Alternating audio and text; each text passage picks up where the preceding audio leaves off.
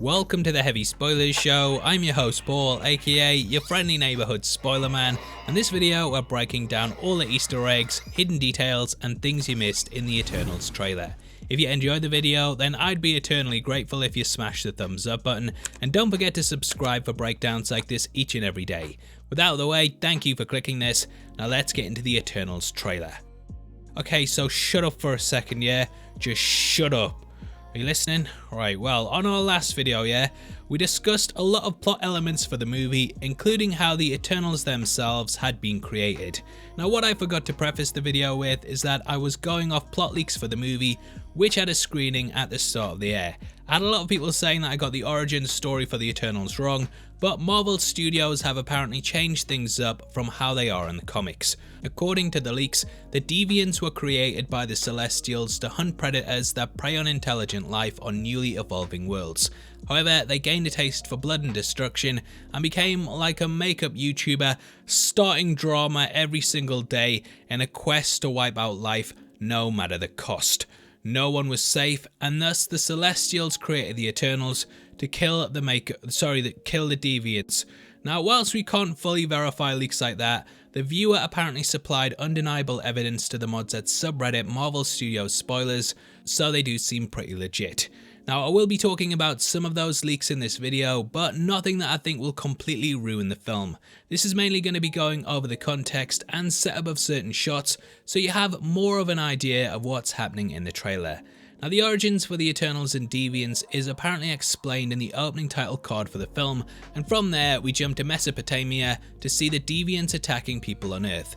The Eternals show up and save the day, which several of the shots in this trailer likely showcase. There was also a mention of the heroes lining up in a triangular pose before we cut to the Marvel Studios logo, which did seem to happen in the first teaser. The leak said that the film actually begins in the past, and they discussed how we kickstart the movie with a father and his son going fishing.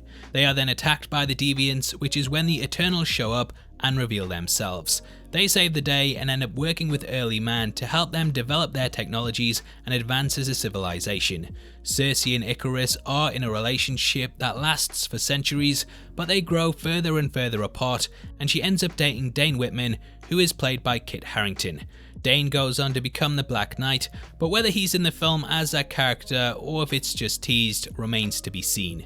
We get flashes of Cersei and Icarus at the dawn of civilization, then jump to what I believe is India where they look happy, and then cut to the desert where they look pretty upset. I'm guessing that they break up at this point, and this opens the door for her to go and date Dane. Now, the teaser trailer doesn't really give too much away, and I can imagine that the majority of this is set in the opening 20 minutes of the movie. Rather than coming out with bombastic moments and giving away much of the plot, it's very much showing how they've watched and helped humanity to grow and develop.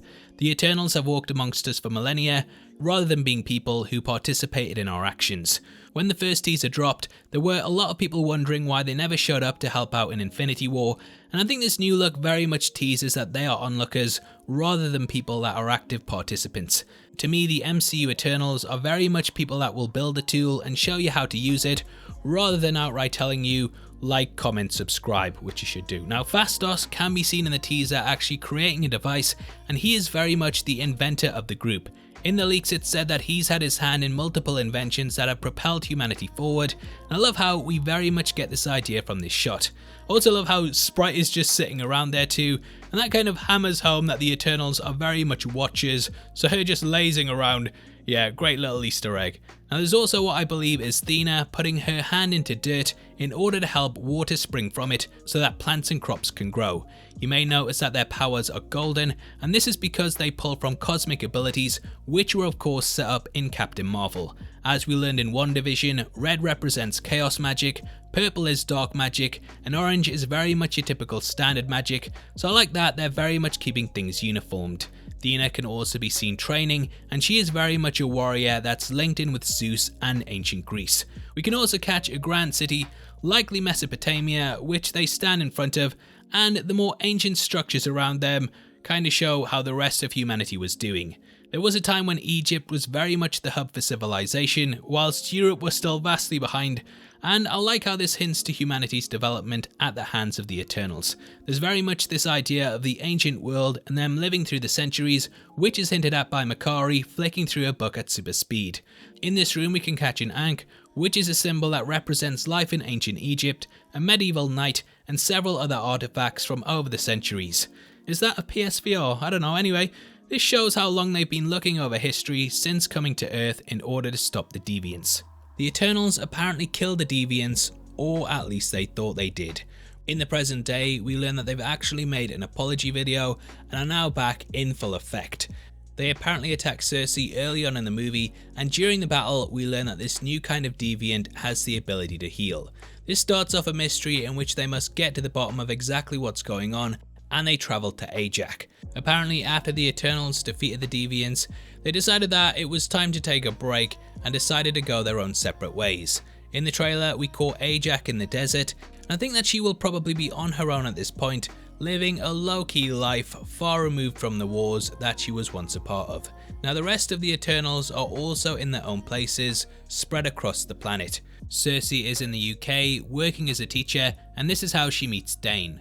Dina and Gilgamesh are apparently in Australia, and the latter is meant to be in love with the former, but it's unrequited. Phastos is going to be the first gay superhero in the MCU, and he will be living with his husband and their kid. Makkari is still living on the Eternal ship, and apparently there's an endless food source there, so you know what, she's just decided to chill. Now Kingo is a Bollywood superstar actor, and according to the leaks he travels with someone who documents everything about his life. This is why in the teaser we saw him stood next to someone with a camera, and cameras could also be seen when the group were at the village. A lot of people thought that this was a mistake and that the camera crew had been caught in the shot, but I think they're probably just part of Kingo's group. Now at the village is apparently where Druig is. The character has the ability to control people's minds, and he has been doing it to the locals there to see if he can manipulate people on a grand scale. This is why there's people standing around all wearing the same things, and he's pretty much a cult leader at this point. He wants to do this in order to see if there's a way to stop war, and he's lost faith that humanity will ever be able to live peacefully. We do see them raise their guns at one point, so perhaps they will always resort to this, or it could just be the character using them as a way to guard the area. We end with them in the present discussing Iron Man and Captain Rogers being gone, and they then suggest who could lead the Avengers. Icarus puts himself forward, but he's laughed out the room, probably because they're gonna make it Brie Larson. You sucker. I'm just kidding. Also, notice how Sprite calls him Captain Rogers and not Captain America, and this is clearly acknowledging that Sam has taken on the mantle. Now as for my reaction to the trailer, I think the first proper teaser brings a lot with it that's going to have fans excited, but also leave some general audiences a bit cautious. These characters, they're a bit weird, aren't they? A bit weird. And every time Marvel adapts a cosmic-based comic, I think it's quite risky. I feel like this is why they've made sure to get the best people for the job, and with Chloe Zhao coming off an Oscar win for Best Director, I do think that the movie is in safe hands. The cast is also very established, and all of them have been in something that's regarded as a classic, or it was until season 8, but we'll not get into that. Now the characters are quite unique, and though they're not really classed as being some of the big names at Marvel, I think this movie will probably get a lot of interest in it. Marvel never really dropped the ball, and this trailer has got me more excited for the film than I actually thought that it would. There's even rumours that Marvel are pushing the movie to be shown early at festivals, so they must be quite confident in its quality, as this is the studio that killed and cloned Tom Holland because he spoiled things. However, they are potentially dropping it very early for critics, as the director at Cannes has teased that a planetary blockbuster will be shown at the festival. This could really be anything, but with Zhao's accolades, they probably would want to secure her next project. Anyway, really well made by the looks of it. I think it's going to open the door for a lot of things in the MCU. Great first full trailer, and I enjoyed it, and I hope you enjoyed the video too. Now obviously I'd love to hear your thoughts on it and what you want to see in the movie. Also, if there's anything we missed, which I'm sure there is, then make sure you comment below and let me know. As a thank you for interacting with the video, you'll be entered into a prize draw at the end of the month, in which we're giving away 3 copies of the box set on screen right now.